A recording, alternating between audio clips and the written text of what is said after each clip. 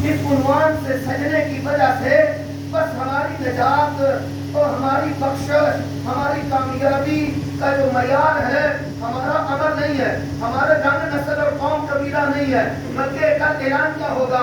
مجرموں آج ادھر ہو جاؤ، آج صرف دو ہی گروہ ہیں، ایک حزب اللہ والے اور ایک حزب الشیطان والے، ایک میرے نبی کو ماننے والے اور ایک نبی کو نہ ماننے والے۔ بات اتنی ہونی ہے بھائی کہ فرقے جھگڑے رگڑے یہ سارے وہ کچھ نہیں ہوں گے، اس دن بات ہوگی بس میرے نبی کو مانتا ہے کہ نہیں مانتا، اور میرے نبی کو پیار کرنے والا ہے کہ نہیں ہے، میرے نبی کی شان احترام اور عزت کرنے والا ہے کہ نہیں ہے۔ لہٰذا اس طرف ہو جا بھائی، یہ حساب کتاب بعد میں کریں گے، تو ہمارے اعمال بعد میں تلے گا اور نیکیاں نمازیں بعد میں گری جائیں گی، اور پہلے میرے نبی کو چاہنے والے ہی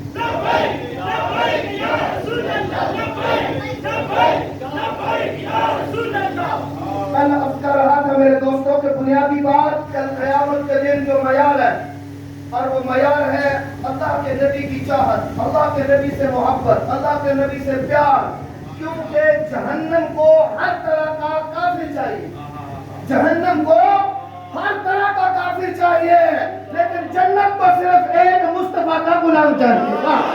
یہ معیار ہے بھائی، وہ دوسری کہانی نہیں ہے۔ اور جس طرح کا بھی کافر ہوگا جہنم میں ڈال دیا جائے گا، عقیدے کا گندا، کردار کا گندا، عمل کا گندا، سوچ کا گندا، لیکن جنت کے لیے معیار ایک ہی ہے کہ بس جو میرے نبی کو چاہنے والا ہوگا، میرے نبی سے پیار کرنے والا ہوگا، اس کے لیے کہانیاں بنے گی، بہانے رب بنائے گا کہ میرے رب کی طرف سے۔ یار یہ بہانہ نہیں ہے۔ اللہ تعالیٰ نے، آپ جنازہ پڑھنے جاتے ہو تو جنازے میں پیکج کیا ہے؟ نبی پاک صلی اللہ تعالیٰ علیہ وآلہ وسلم نے اپنی امت کو کہا کہ جنازہ پڑھے کرو، جنازہ پڑھا کرو، جنازہ پڑھا کرو، اور جنازے سے تمہارے دل نرم ہوتے ہیں، جنازے سے تمہیں موت یاد آتی ہے، یہ ساری باتیں۔ لیکن کیا یہ بہانہ نہیں ہے؟ جنازہ پڑھا کرو، کیونکہ تمہیں پتہ نہیں ہے کہ جنازہ کس کا پڑھا جا رہا ہے۔ ہو سکتا ہے جنازہ پڑھنے جاؤ تو بخشا کے اپنے آپ کو آ جاؤ۔ اور اللہ نے نبی پاک سے وعدہ فرما لیا ہے، یہ نبی پاک کی امت کے بخشنے کے بہانے ہیں۔ کبھی کہا کسی یتیم کے سر پہ ہاتھ رکھ دینا، تمہارے ہاتھ کے نیچے جتنے اس یتیم کے بال آ گئے تیرے گناہ معاف ہو جائیں گے۔ کبھی کہا کسی بھوکے کو کھانا کھلا دینا، او مولا ساری کائنات کو تو کھلاتا ہے، خود نہیں کھاتا ہے، لیکن یہ کیا بات ہے؟ وہ کہا یہ محشر کے دن سے پہلے میں نے شب معراج میں جو باتیں کی تھی نا اپنے نبی سے، وہ باتیں تو تمہیں نہیں بتائی ہیں، لیکن ان کی برکات تمہیں بتا دی ہے۔ او ما اوہا، او اللہ جانتا ہے۔ اللہ نے کہا میری اور میرے محبوب سے کیا باتیں ہوئیں، لیکن اتنی بات ضرور ہے کہ اس میں تمہارے لیے جو برکات تھیں، رحمتیں تھیں، تمہاری بخشش کے بہانے تھے، وہ سارے بیان کر دیے ہیں۔ تو انہی میں سے میلاد ایک ہے یار، انہی میں سے میلاد ایک ہے، انہی میں سے میلاد ایک ہے کہ بندہ گواہی دے مولا کائنات میں تیرے سوا کوئی اور پروردگار نہیں ہے، اور تیرے نبی کے سوا کوئی اور جو ہے وہ خاتم النبیین نہیں ہے، سید المرسلین نہیں ہے۔ میں انا تے تلکن رستہ، لیکن جو ہے جبکہ میرا رہنما جو ہے میرا مصطفیٰ ہے تو پھر مجھے کیا ضرورت؟ پھر پریشانی والی پھر بات نہیں ہے۔ میں نے جو آیہ مبارکہ پڑھی ہے، اس آیہ مبارکہ میں یہ بات کو سمجھیے گا کہ باقی ساری باتیں فائدہ دیتی ہیں، لیکن کب؟ جب بندے کے دل کے اندر، بندے کی سوچ کے اندر، بندے کی زبان کے اوپر اقرار باللسانی و تصدیق بالقلب، کس چیز کو؟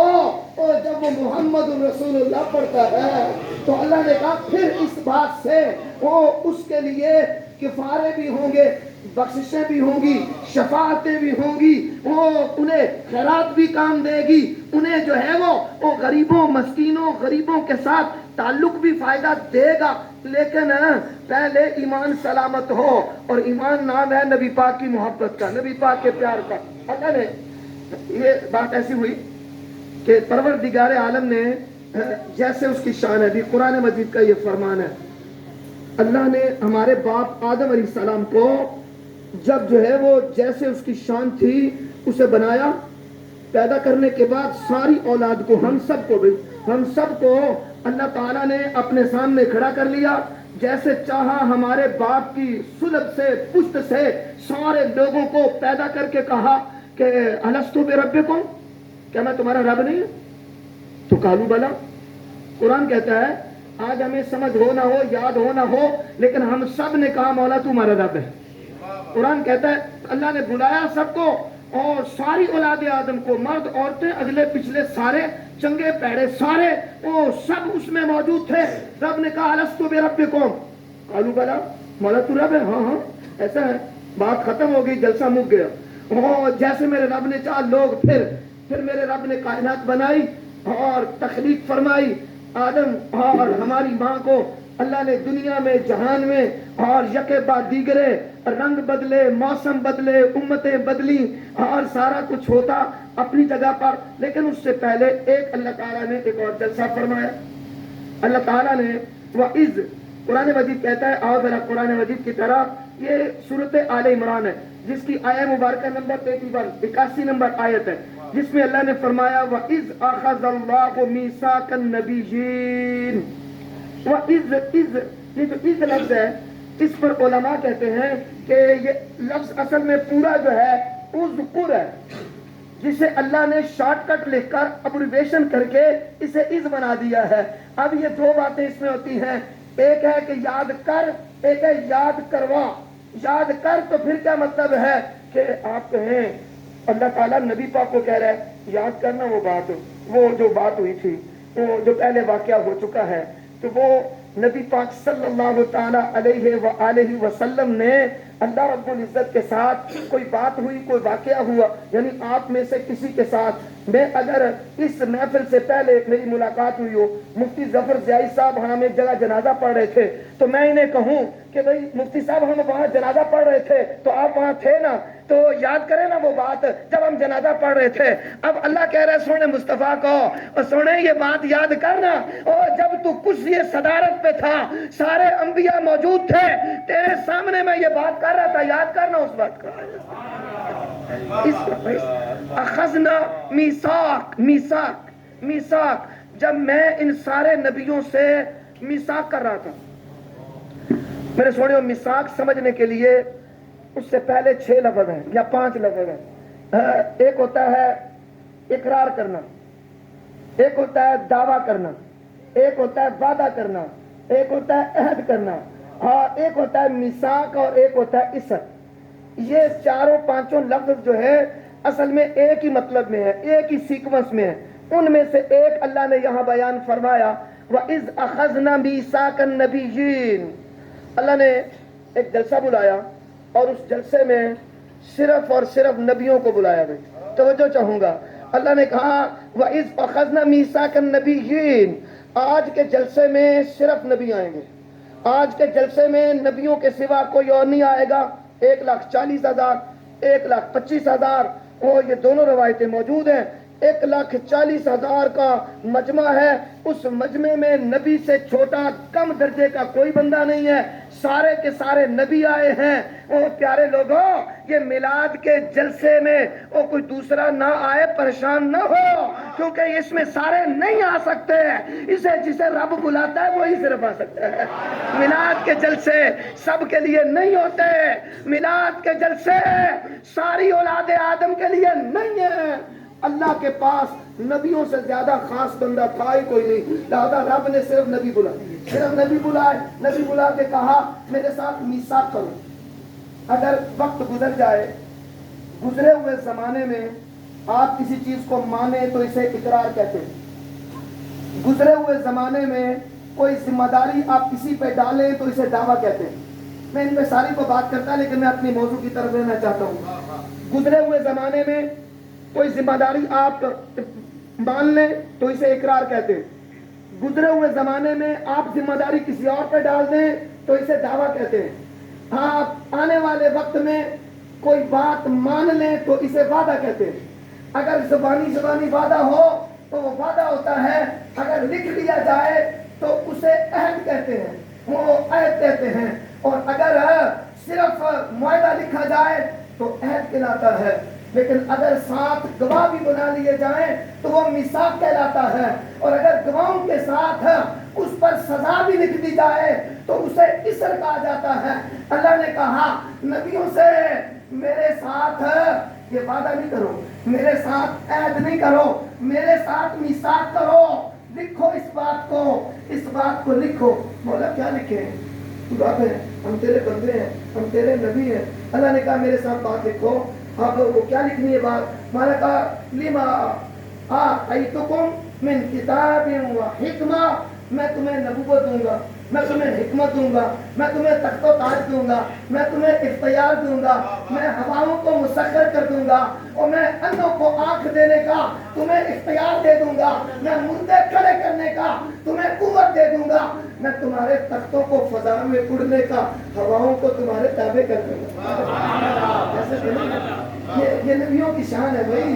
نبیوں کی شان ہر بندے کو ہضم نہیں ہوتی. میرے قوم کے نوجوانوں، ہر دور میں نبیوں کی شان سن کے، نبیوں کی شان سن کے لوگوں کے پیٹ میں بل پڑتے تھے. منافق کبھی بھی نبی کی شان کو برداشت نہیں کر سکتا. بے ایمان بندہ کبھی نبی کی شان کو برداشت نہیں کر سکتا.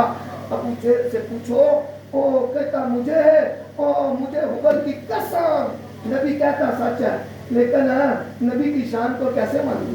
اگر اس کو مان لیا میرا قبیلہ، میرا خاندان اور تو ٹھس ہو جائے گا، ختم ہو جائے گا. بدبخت تھا وہ. اگر مان لیتا تو رہتا زمین پہ، لیکن عرش والے سلام کرتے اسے. لیکن نبیوں کی شان کو ہر دور میں برے بندوں نے کبھی نہیں مانا. لیکن یارو، کیا قرآن یہ بات بتاتا نہیں ہے کہ سیدنا سلیمان علیہ السلام اپنے تخت پہ بیٹھتے ہیں اور ہوا کو کہتے ہیں چل بھائی. رستے میں کبھی ایکسیڈنٹ نہیں ہوا اس کا، کبھی اسے ایمرجنسی لینڈنگ بھی نہیں کرنی پڑی، اور کبھی اس پہ ان کے تخت پر کسی نے فائر بھی نہیں کیا. اور اتنا اختیار اور سپیڈ لمیٹیشن، سپیڈ آج تک تمہاری ٹیکنالوجی سیدنا سلیمان علیہ السلام کے تخت کی سپیڈ کو میئر نہیں کر سکی. وہ میرے محمد کے براق کو کیا سمجھ سکیں گے؟ ابھی تو سلیمان علیہ السلام کے تخت کو نہیں سمجھ پائے کہ اس کے اڑنے میں اور رفتار میں اس میں کون سا فیول لگتا تھا، کیڑا پیٹرول چلتا تھا اس میں. یہ نبیوں کی شان ہے میرے دوستو. اللہ نے کہا اے سلیمان علیہ السلام، اے حسن یوسف، تیرے جلوے بھی ہوں گے. اے سلیمان علیہ السلام، تیرے اختیار کے زمزمے بھی ہوں گے. ہاں اے عیسیٰ علیہ السلام، تیرے شفاؤں کے لوگوں جو ہے وہ تذکرے بھی کریں گے. اس سے بڑی کیا بات ہوگی یارو کہ سیدنا عیسیٰ علیہ السلام ہے مادرزاد اندھے آتے تو وہ یہ نہیں کہتے تھے کہ میں نے دم کر دیا ہے اور اگلے 15 دن بعد ہولی تھوڑی تھوڑی تجھے روشنی اور آنکھیں مل جائیں گی. ہاتھ رکھ کر ایسے کرتے تو کہندے ہن دس اور نظر آندا پیا تو جا موج کر. ہائے اتنی سی بات ہوتی تھی. ایسے نہیں ہوتا تھا کہ آپریشن کر دیا ہے، ہفتے بعد پٹی کھلے گی اور پھر بندے کو نظر آئے یا نہ آئے وہ ہمارا ٹھیکہ تو نہیں ہے، ہم نے تو آپریشن کیا ہے. لیکن سیدنا عیسیٰ علیہ السلام مادرزاد اندھے کے صرف چہرے پہ ہاتھ رکھتے، ہاتھ اٹھا لیتے، اللہ آنکھوں کا نور دے دیتا. وہ عیسیٰ یہ چاہتے ہیں اے اللہ کرم فرمانا، تیرا سونا ہو، میں اس کے بوٹ کے تسمے باندھوں اس کے. نا جی یہ عیسیٰ علیہ السلام یہ تو اللہ نے کہا اسے اے عیسیٰ علیہ السلام، اے موسیٰ علیہ السلام تیرے جلال کو سلام، اے یوسف تیرے حسن کو سلام، اور یہ سب کچھ ہوگا، تخت ہوگا، تاج ہوگا، حکومت ہوگی، اختیار ہوگا، نبوت ہوگی، امتی ہوں گے، وہ سارے شان جلوے ہوں گے، لیکن ثم جاءکم رسول، ثم جاءکم رسول، جب میرا رسول آ جائے۔ قرآن مجید کا اصول ہے بھائی، جہاں بھی قرآن میں لفظ رسول آئے، ساتھ کسی قوم کا نام نہ ہو، ساتھ کسی علاقے کا نام نہ ہو، تو پھر اس سے مراد قرآن کہتا ہے کہ باقی سارے رسولوں کی پہچان ان کا قبیلہ، باقی سارے رسولوں کی پہچان ان کا علاقہ، باقی سارے رسولوں کا تذکرہ تو ان کے خاندان کی بات ہوتی ہے، لیکن جب آمنہ کے لال کی بات ہوتی ہے تو رب کہتا ہے صرف رسول، وہ کائنات میں ایک ہی رسول ہے جو فرش والوں کا، عرش والوں کا، جو اگلوں کا، جو پچھلوں کا، جو سب کا رسول ہے۔ یہ کہنے کی ضرورت ہی نہیں ہے کہ وہ کن کا رسول ہے، اس لیے قرآن کہتا ہے ثم جاءکم رسول، جب اس شان والا رسول تمہارے پاس آ جائے، اور پھر کیا کرے وہ، اس کی شان مصدق۔ یارو میرا آپ کا پیارا نبی صلی اللہ تعالی علیہ وآلہ وسلم، باقی نبی آتے تو وہ بشارت دیتے، پچھلوں کی تصدیق کرتے، اگلوں کی بشارت دیتے۔ عیسیٰ علیہ السلام کہتے ہیں، کیا کہتے ہیں کہ رسول یاتی من بعد اسمہ احمد، کہ میں بشارت دیتا ہوں میرے بعد جو ہے وہ احمد نامی رسول آئے گا، میں بشارت دینے آیا ہوں تمہیں۔ لیکن میرے پیارے نبی پاک کی شان یہ ہے کہ آپ صرف تصدیق فرماتے ہیں، آپ تصدیق فرماتے ہیں، مصدق ہیں، وہ ساری کائنات کے رسولوں کے تصدیق کرنے والے۔ میں نے کہا کہ ہمارے معززین علاقہ کسی کے وہ تصدیق کر دیں تو یونین کونسل ریجیکٹ نہیں کرتی، ضلع کونسل اسے ریجیکٹ نہیں کرتا، اور میرا رسول جس کو تصدیق کرے، اللہ اکبر۔ اللہ نے کہا مصدق، یہ میرے رسول کی شان یہ ہے کہ جتنے رسول، جتنی کتابیں، جتنے صحیفے سب سے پہلے آ چکے ہیں، لیکن وہ سچے تب ہونے ہیں جب میرے رسول نے ان کی تصدیق فرمانی ہے۔ یہ قرآن کہہ رہے ہیں۔